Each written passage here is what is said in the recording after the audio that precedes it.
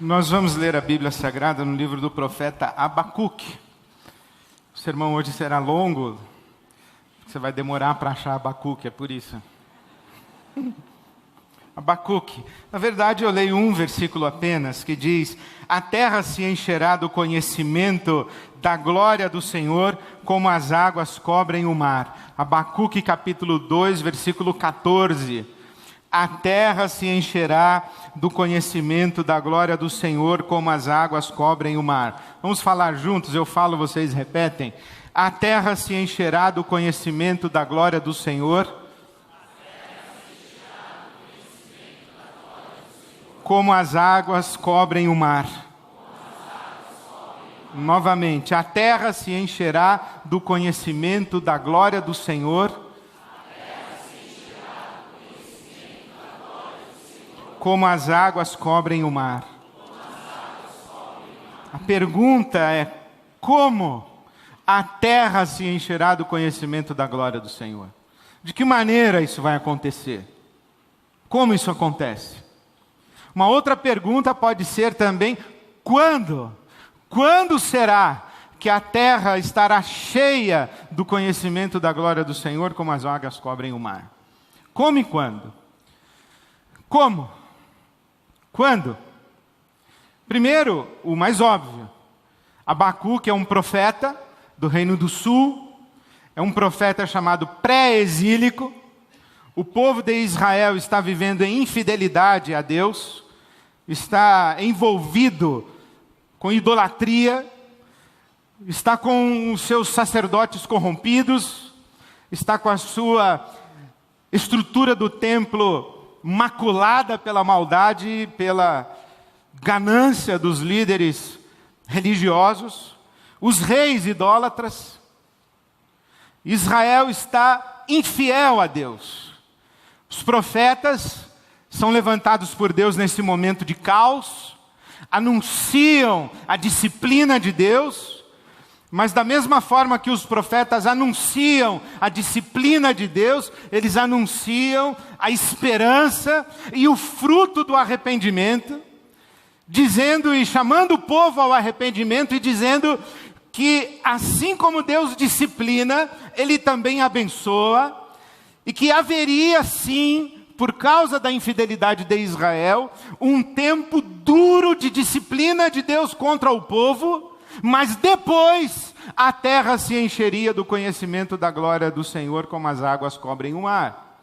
O que acontece é que Israel vai para o exílio na Babilônia, 70 anos de exílio, e depois Israel é restaurado, o povo volta para a terra, restaura e reconstrói o templo, Jerusalém volta a ser um lugar de paz, e o povo vive em paz com a bênção de Deus e prosperidade. Por isso é que através do povo de Israel, a nação escolhida por Deus para ser luz para todas as nações, a terra se encheria do conhecimento da glória do Senhor, como as águas cobrem o mar.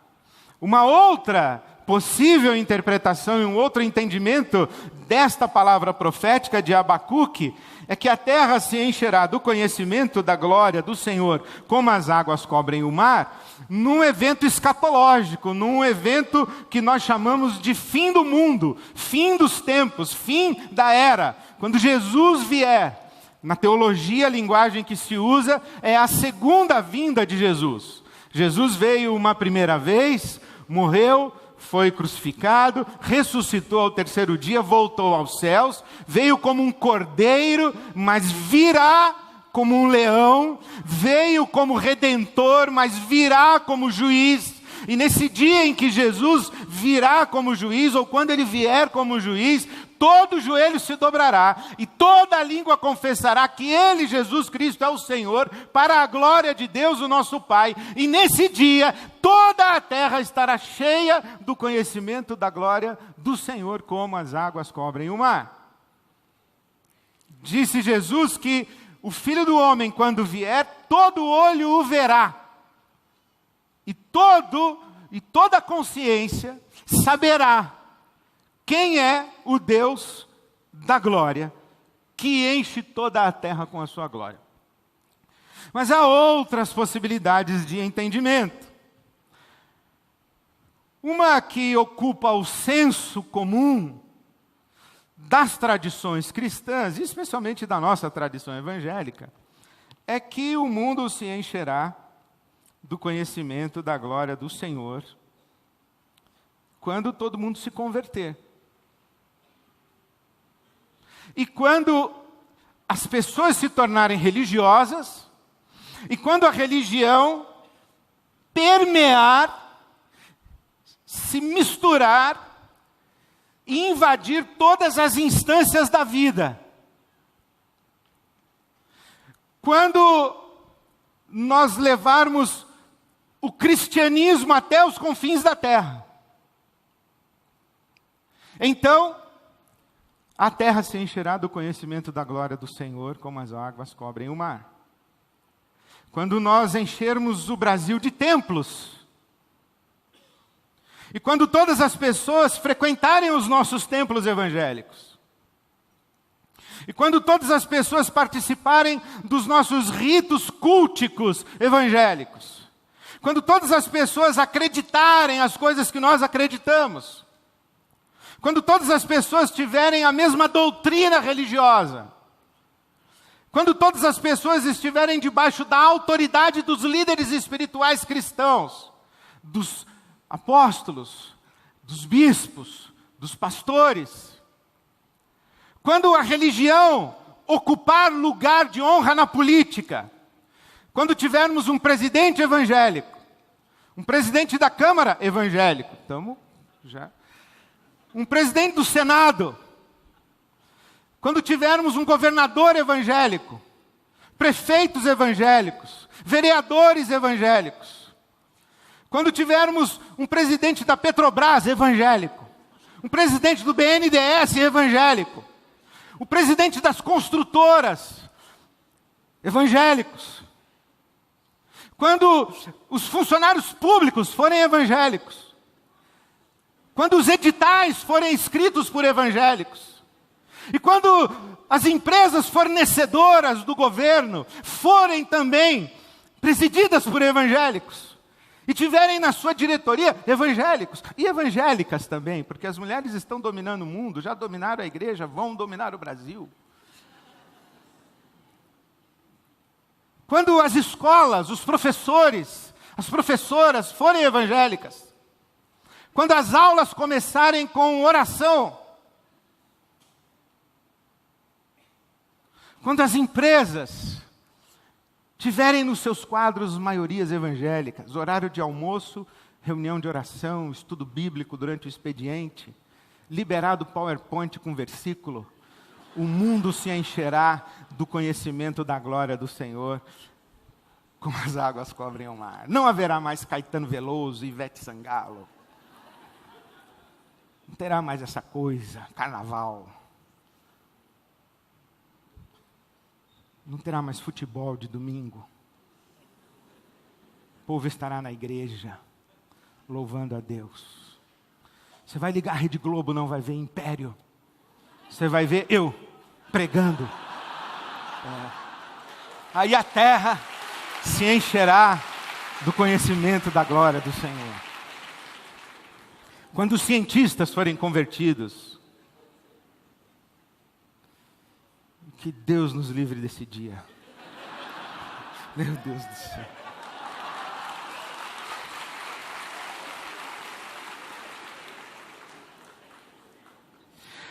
Porque a religião é isso, né? Não esqueça, a religião é essa estrutura que se fundamenta em lugares sagrados, dias sagrados, atividades sagradas, pessoas sagradas, discursos sagrados, símbolos sagrados.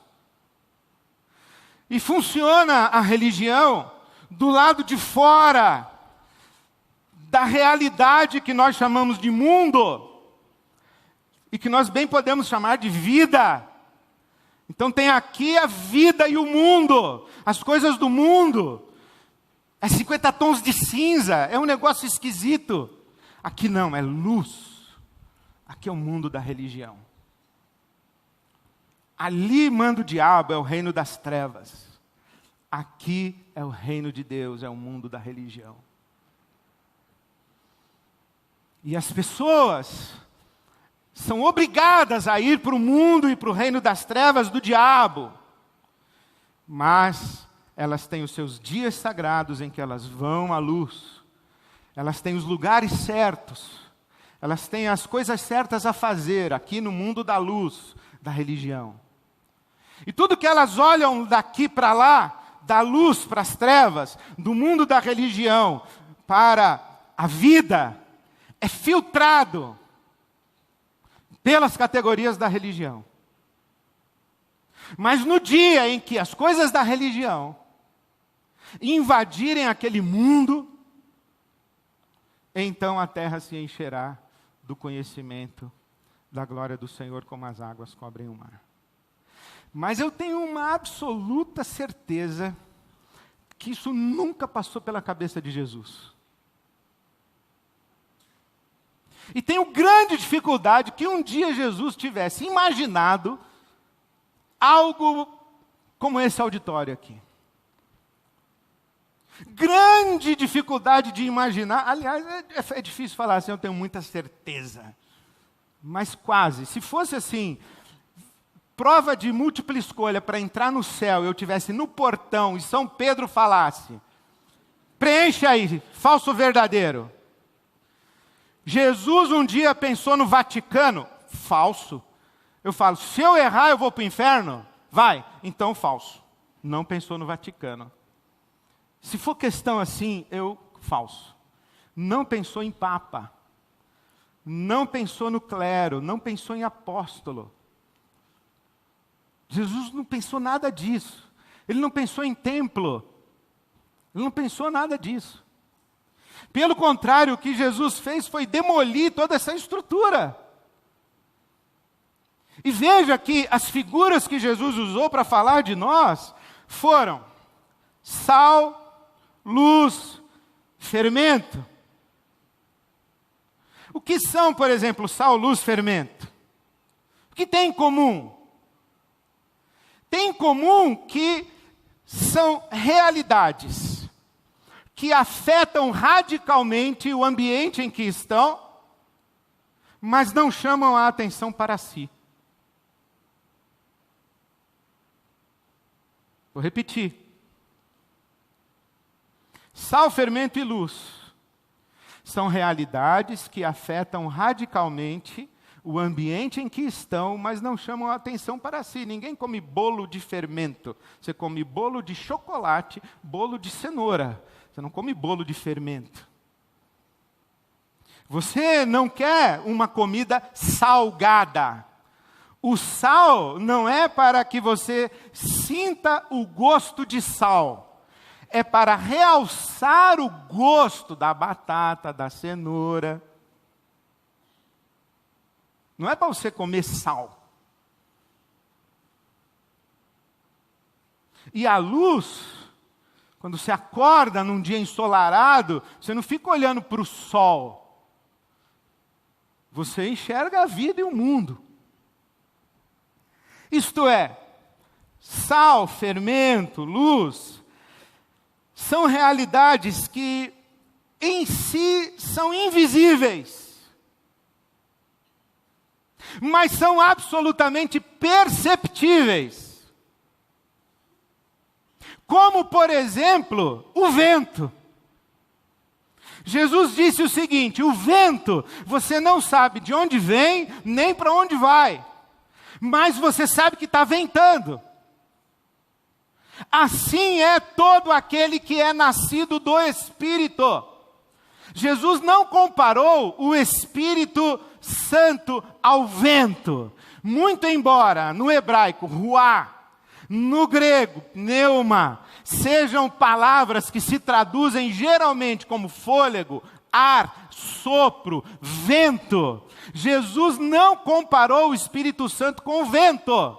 Ele comparou os nascidos do Espírito com o vento.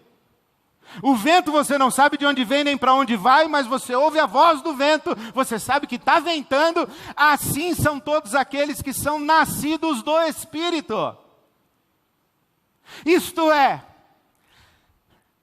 a realidade invisível mais perceptível. O que é religião? É uma realidade visível, mas que a gente tem muita dificuldade de perceber aquilo que ela pretende representar. O que você acha que é melhor?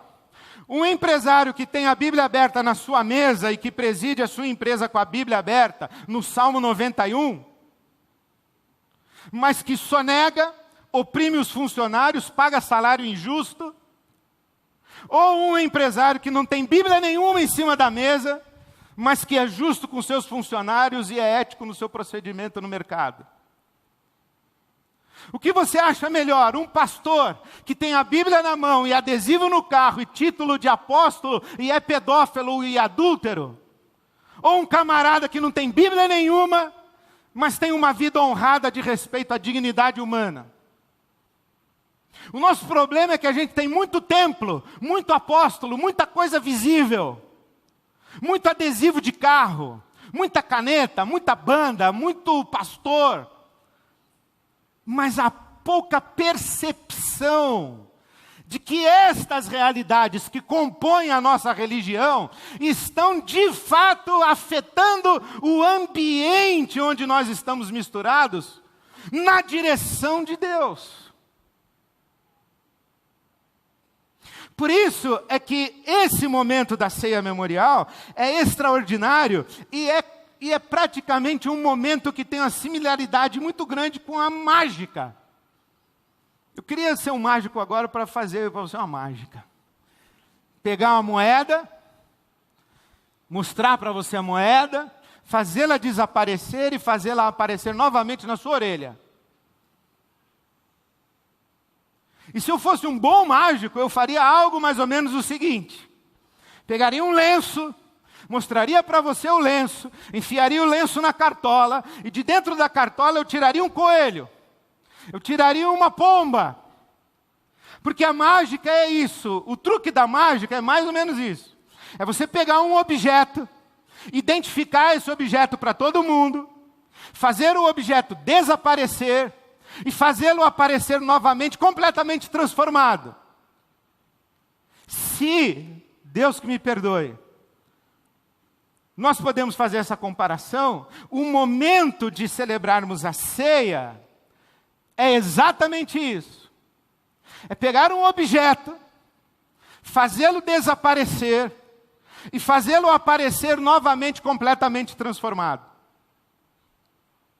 É pegar o pão e o cálice, o pão e o vinho, dizer, ó, isso aqui é pão e vinho, isso aqui é o corpo de Cristo, é visível, é palpável, é concreto, está aqui diante dos nossos olhos. Agora vamos fazê-lo desaparecer.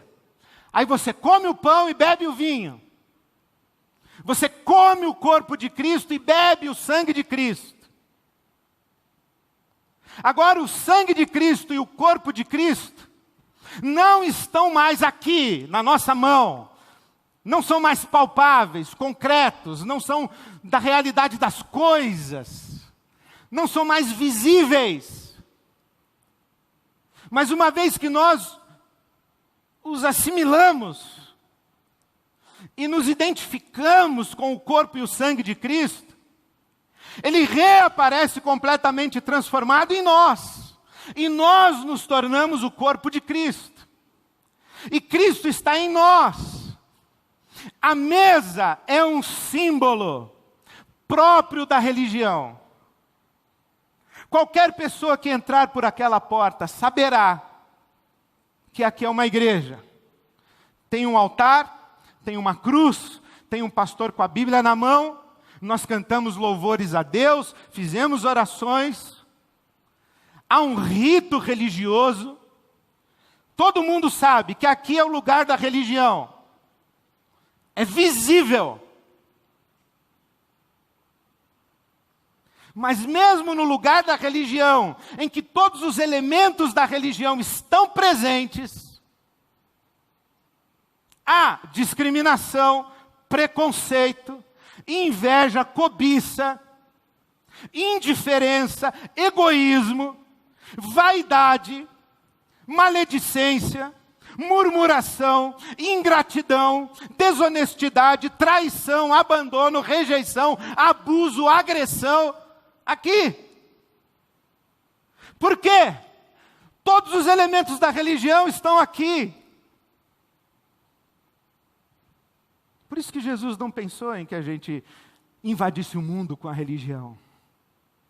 O que Jesus queria era que nós comêssemos do pão e do vinho, e nos identificássemos com Ele, e nós nos tornássemos o corpo de Cristo, e que a presença do corpo de Cristo desse densidade para a glória de Deus, e que em contato com esse corpo de Cristo, que é você, eu, somos nós, as pessoas fossem tomando conhecimento da glória do Senhor como as águas cobrem o mar.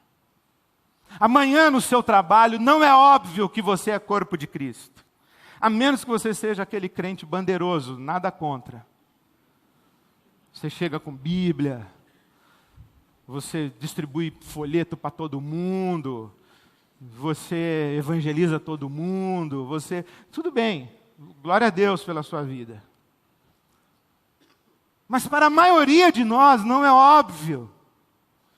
Porque nós não vamos trabalhar com os símbolos da religião. Com os pendurucalhos da religião. E quando nós estamos fazendo negócio, nós não estamos usando o vocabulário da religião. Eu, por exemplo, tive que fazer uma palestra numa empresa que o diretor financeiro respondeu para o presidente sobre planejamento e de orçamento do ano, Jeová Jiré. Aí o presidente olhou e falou, o que é isso, meu? Jeová Jiré? Então nós não vamos trabalhar com o discurso, com o vocabulário, com os adereços religiosos. Não é óbvio, não é visível, mas tem que ser perceptível. Tem que ser perceptível. Quando eu era jovem, mês passado, eu ouvi um camarada dizer assim, que Jesus não era óbvio.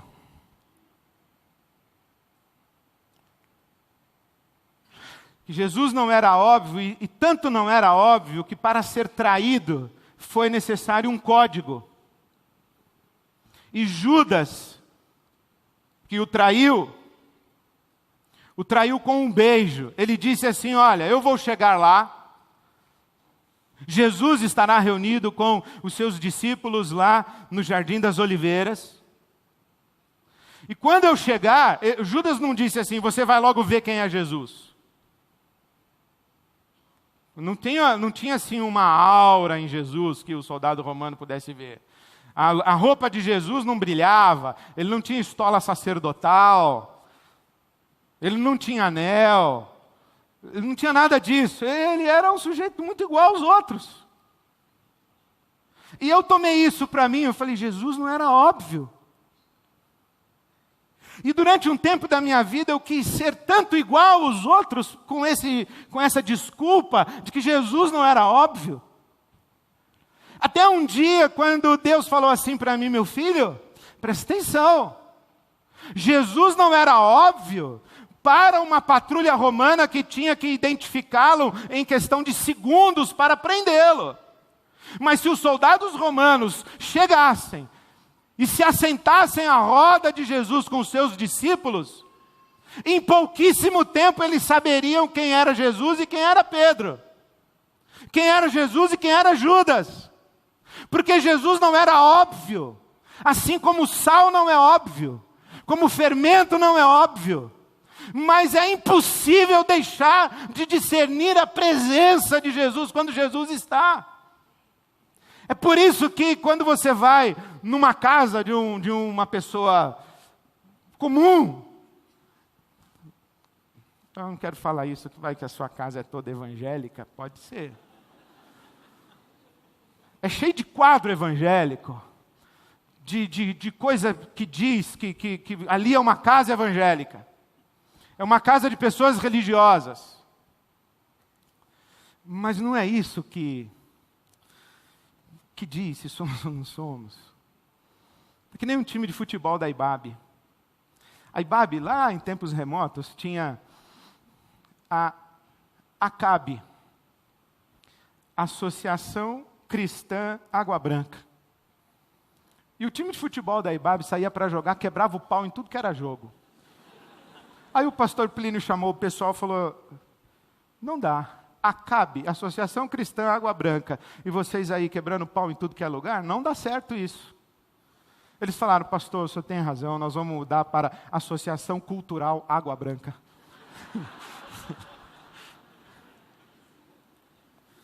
Se a bebida atrapalha o seu trabalho, pare de trabalhar, é mais ou menos isso. A questão é a gente comer de Cristo. E Cristo que está visível, palpável, concreto, e a religião e as coisas de Deus estão aqui muito óbvias, que amanhã, quando nós estivermos despidos dos penduricalhos da religião, e deixarmos de ser óbvios, que a presença de Jesus se manifeste em nós. Que a presença de Jesus se manifeste em nós e que as pessoas digam assim, tem alguma coisa diferente em você. Quando você está aqui, o ambiente se enche de paz. Você tem sempre uma palavra serena, sábia, sensata. Você reage à agressão de modo diferente. Você tem compaixão, você tem misericórdia. Você é uma pessoa que perdoa fácil. Você é cooperador, você ajuda. Eu não vejo você com raiva de quem tenta te sabotar. Você é uma pessoa generosa. De onde vem você? Aí você diz assim, pois é, eu nasci do Espírito. E eu comi do corpo e do sangue de Jesus. E o que você vê na minha vida não é a mim mesmo. O que você vê na minha vida é Cristo que vive em mim. Nós não somos óbvios, mas é impossível que não nos percebam. Os religiosos são muito óbvios, mas eles mandam uma mensagem de duplo vínculo e as pessoas não sabem mais. É a mesma coisa que pegar uma criança no colo e ela começar a chorar e você meter um beliscão na perninha. Para, já falei. Aí depois você vai e vem com o titio, vem. Não sei se eu vou ganhar um abraço ou um beliscão. Então hoje você pode participar aqui de duas maneiras. Você pode participar como religioso. Pode pegar o pão, o vinho. Quando alguém lhe estender a bandeja, ninguém vai perguntar, batizado? Já convertido? Já deu seu testemunho nas águas? Ninguém vai perguntar isso para você. Você vai pegar ou não vai pegar? Mas a Bíblia diz que se você não entendeu nada do que está acontecendo, e se você não sabe que aqui é o corpo de Cristo, e se você não está identificado com Jesus, se Jesus não é o Senhor da sua vida, se você não se esvaziou para Ele viver em você, se Ele não é o seu dono, participar disso aqui vai te fazer mal. Porque você vai colocar uma esperança nisso aqui, quando na verdade isso aqui aponta para a realidade que é Cristo Jesus. Não é no rito, é no Cristo. Ou você pode participar comendo do corpo de Cristo e bebendo do sangue de Cristo e discernindo o corpo do Senhor nos elementos simbólicos, mas também na comunidade onde Cristo está presente e habita. Você pode participar como religioso e você pode participar como um cristão, identificado com a pessoa do Cristo.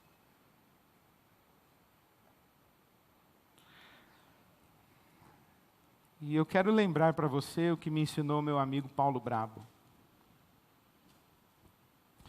Deus não quer seguidores oficiais, como levitas e sacerdotes. Deus quer amigos como o bom samaritano. Porque há um homem caído à beira do caminho, e lá vem o pastor da igreja batista, e o ministro de louvor da igreja presbiteriana, e passam de largo do homem caído à beira do caminho. Os religiosos passaram, mas o amigo de Jesus parou e cuidou do homem caído à beira do caminho. Esses aqui sabiam tudo de religião, mas não sabiam nada da glória de Deus. Esse daqui, não sei o que ele sabia de religião, mas que ele sabia o que significava amor, compaixão, justiça, solidariedade. Isso ele sabia. E se você tivesse que preencher um falso verdadeiro no portão do céu e a sua entrada dependesse disso, você cravaria apostando no levita e no sacerdote ou no samaritano? Pois é, meu irmão. Jesus não quer seguidores oficiais, Ele quer amigos como o bom samaritano. Então eu convido você a tomar do corpo e do sangue de Jesus representados nos elementos, mas identificar-se com a pessoa do Cristo ressurreto. E quero convidar você a cantar de novo o que nós acabamos de cantar.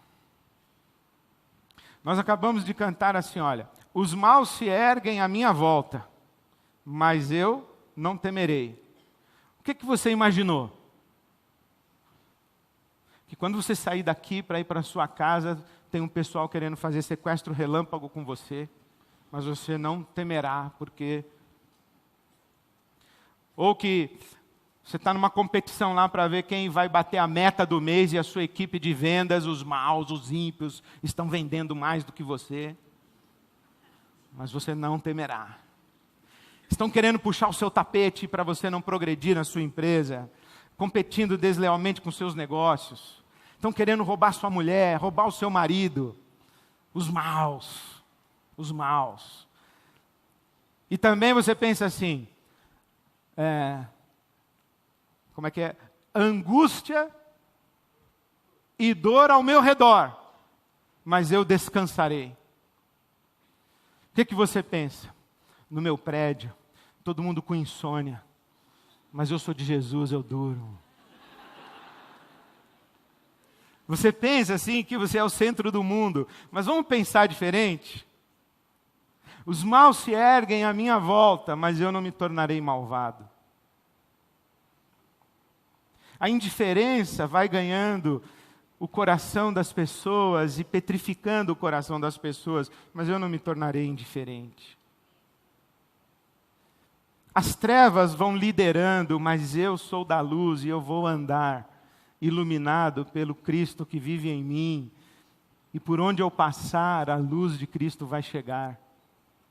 Eu não vou me abalar com a presença do mal no meu mundo, mas eu vou abençoar esse mundo. A dor e a angústia à minha volta, e eu descansarei. Descansarei para quê? Senão para consolar e abençoar as pessoas que estão vivendo momentos de dor e de angústia. Porque o que a palavra de Deus diz para nós, que nós abençoamos e consolamos as pessoas com a consolação com a qual somos consolados. Então vamos imaginar isso, que dor, angústia e mal ao nosso redor, mas nós somos o corpo e a presença de Cristo em São Paulo. Amanhã, nós não seremos óbvios, mas nós seremos percebidos, porque o Cristo que vive em nós não pode ficar escondido e passar despercebido. Porque nós, quando comemos e bebemos do corpo de Cristo, nós nos tornamos o próprio corpo de Cristo. Que Deus nos abençoe. Amém. Os irmãos que vão servir, por favor, se aproximem.